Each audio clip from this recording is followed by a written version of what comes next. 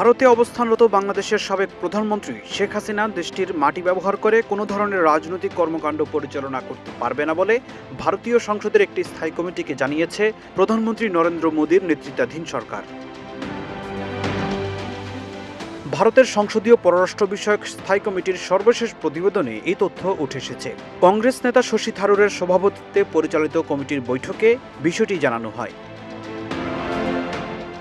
Indian এক্সপ্রেসের এক প্রতিবেদনে বলা হয়েছে, সম্প্রতি শেখ হাসিনা চলতি বছরের শেষ নাগাদ বাংলাদেশে ফেরার সম্ভাবনার কথা উল্লেখ করার পর এ বিষয়ে আলোচনা হয়। বৈঠকে বাংলাদেশের আইনমন্ত্রী এম আসাদুজ্জামান বলেন, শেখ হাসিনা ভারত থেকে দেশে ফিরলে তাকে তাৎক্ষণিকভাবে গ্রেপ্তার করা হতে পারে।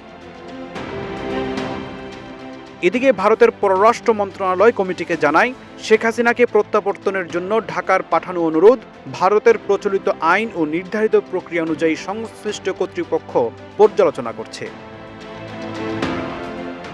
সংসদীয় কমিটি প্রতিবেদনে উল্লেখ করেছে, শেখ হাসিনাকে ভারতে অবস্থানের সুযোগ দেওয়া হয়েছে দেশটির মানবিক ঐতিহ্য ও সংকটাপন্ন ব্যক্তিদের আশ্রয় দেওয়ার দীর্ঘদিনের নীতির আলোকে। তবে একই সঙ্গে ভারত কঠোরভাবে এ নীতি অনুসরণ করছে যে তার ভূখণ্ড থেকে অন্য কোনো দেশের বিরুদ্ধে রাজনৈতিক কর্মকাণ্ড পরিচালনা করা যাবে না। প্রতিবেদনের সংসদীয় কমিটি সরকারকে মানবিক ও নীতিনিষ্ঠ অবস্থান বজায় রাখার পাশাপাশি এই ধরনের সংবেদনশীল পরিস্থিতি সতর্কতার সঙ্গে পরিচালনার সুপারিশ করেছে।